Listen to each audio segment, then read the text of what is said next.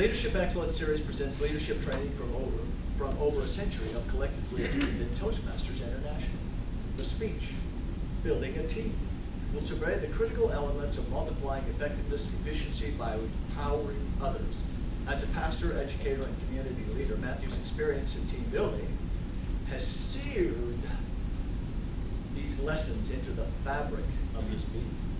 He hopes this brief introduction to the science of team building inspires you to build the team you need to succeed in your calling right where you live, work, and play. Would you please greet Mr. Matthew James? Thank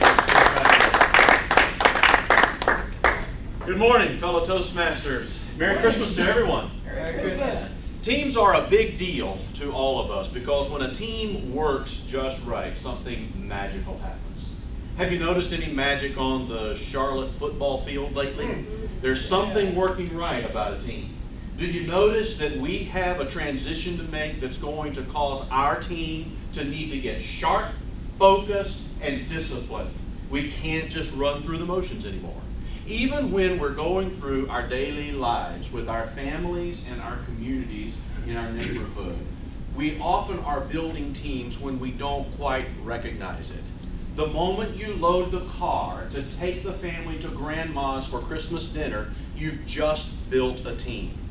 It may not seem so because we think of this in the corporate mentality, and even though you wouldn't want to walk your family through all of these corporate metrics and terms, it's still worth your thinking through all of these particular components of building a team. Because when we get this right, the benefits to the whole organization are tremendously significant. When the whole organization brings all of its variety of knowledge and skills to the table, we all know that we are better together than we are individually. But when we experience that better together, that's when the magic starts to sizzle. We also expand our creativity and increase our productivity when the team is working the way the team ought to work. And we all have that dream, but sometimes it seems our teams misfire. Well, when the leader is effectively building his team, he gets more time to devote to leadership issues and the organization's mission. We all know somebody's got to be steering the ship. Somebody's got to be looking at the 30,000-foot level. But most of us tend to get lost in the forest for the trees. And we can't see the bigger picture because we're being pushed and dictated by the daily demands of all the fires that we need to put out. How much better it would be if we could spend less time on those day-to-day supervision and activities. If the team begins to take a life of its own, that's the magic that starts to propel us forward. And that's what we want to get right. Organizing the team might be the most significant step in the process that I want to walk you through this morning. Starting with the selection of team members, which often, I think, escapes our notice because we behave as if we have a certain constituency that we just have to deal with. We tend to act as if we don't make choices.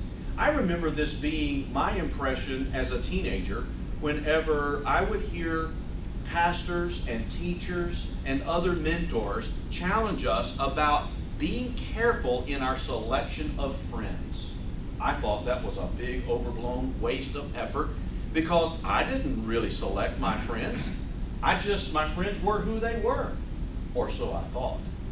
Now, with a bit of maturity, I look back and I can recognize that even though the choices of my friends were not made in a moment of deliberation, one choice by another little choice, compounded with another little choice, led me to a certain team of friends that were my choice. And I'm responsible for the friends that I choose.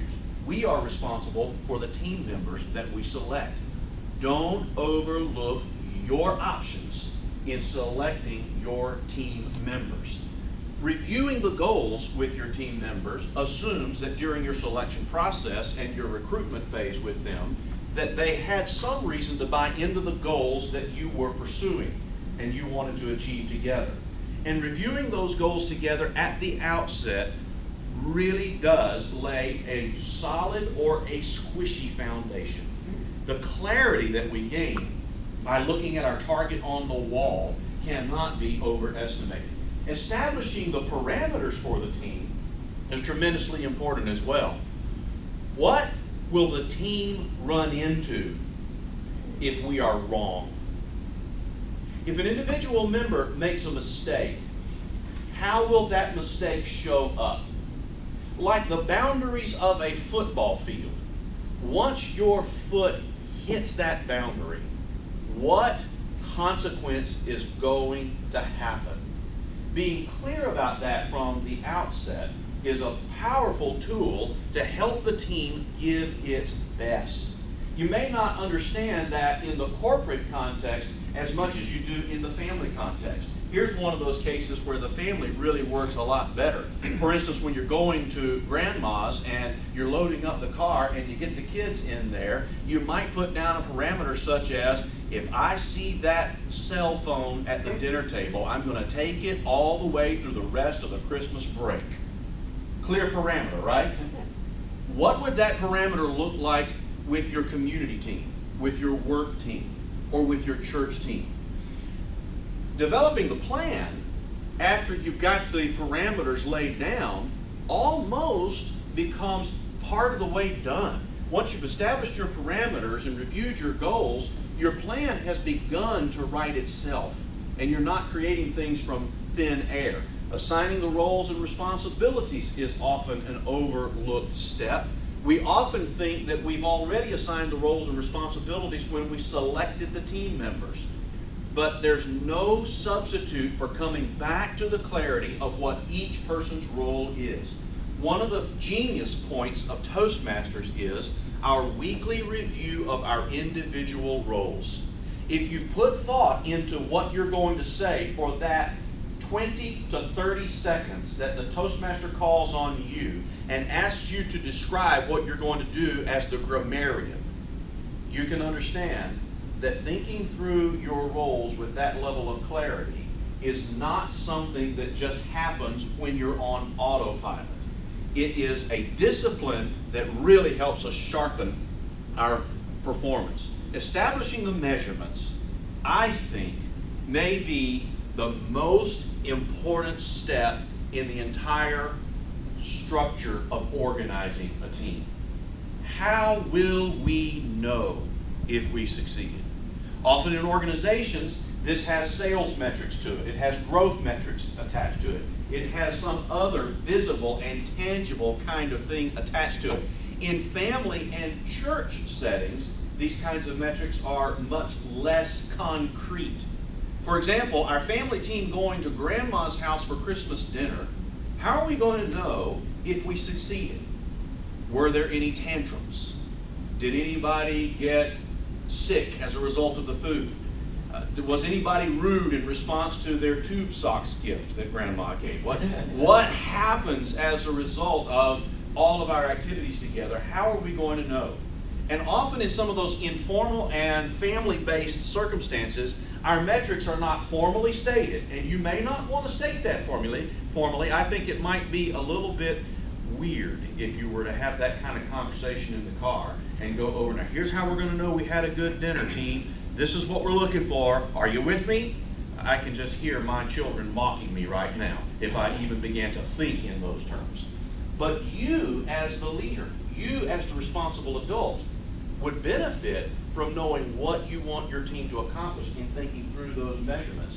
And if you're leading a team at work, if you're leading a team in your community, if you're leading a team at church, it's all the more crucial that you get clear about those metrics. And if you can get that clarity relayed to your team members, all the better. And as you proceed forward, the most critical thing to keep your eye on as you go is the level of trust. Unfortunately, what tends to happen is that we establish those measurements or we establish those parameters, and one team member violates those metrics or those parameters, but no consequence takes place. And trust begins to erode. Or, in order to maintain a positive outlook and energy for the team, we as the leader paint a more rosy picture than the reality. And trust starts to erode. Or, in our fit of depression and despondency, we act as if there is no hope and we don't know how we're going to get out of this. And trust starts to erode. Trust is a very delicate thing, and it's worth our full, guarded attention.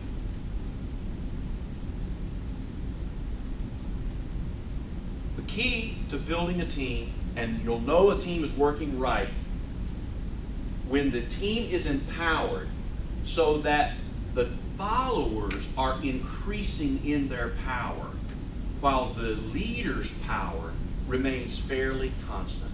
It isn't about enhancing your own power as a leader that makes you a successful team leader. It's about enhancing the power of the team. Does the team grow more powerful, or do you as the leader grow more powerful? As you train the team and get them involved in the skills that will help you tackle your particular objective, problem solving and your meetings, your organizing for various tasks, your project management, your communication, and your conflict resolution are all going to be critical elements to that success.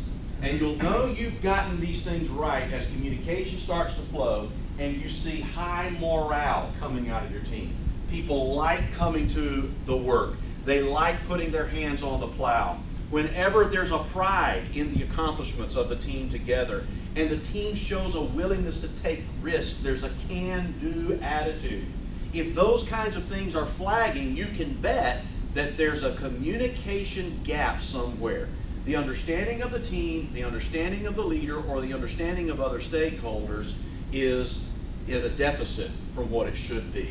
When there's a willingness to change, and when there's an efficiency in resolving disagreements, then you know the team is working the way you want the team to go.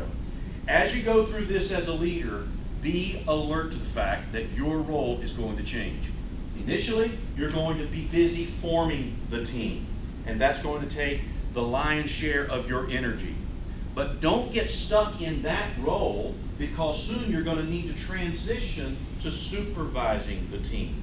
You're going to be the one who keeps an eyeball on the parameters and the metrics that you established in your organization phase.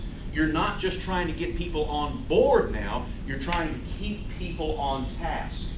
But don't get stuck there, because soon you're going to have problems to face, and you're going to have issues to resolve, and you're going to need to be a facilitator, not just a director, not just one who says yes and no, but someone who helps draw out of the team the full benefit that they have to offer. And that is going to accentuate your need to move into the role of a coach. How do you get the players to get the ball through the hoop or to take it across the goal line? How do you get them to do it rather than doing it for them? That's going to cause you to need to monitor what's going on. How well are we gaining, or are we slipping?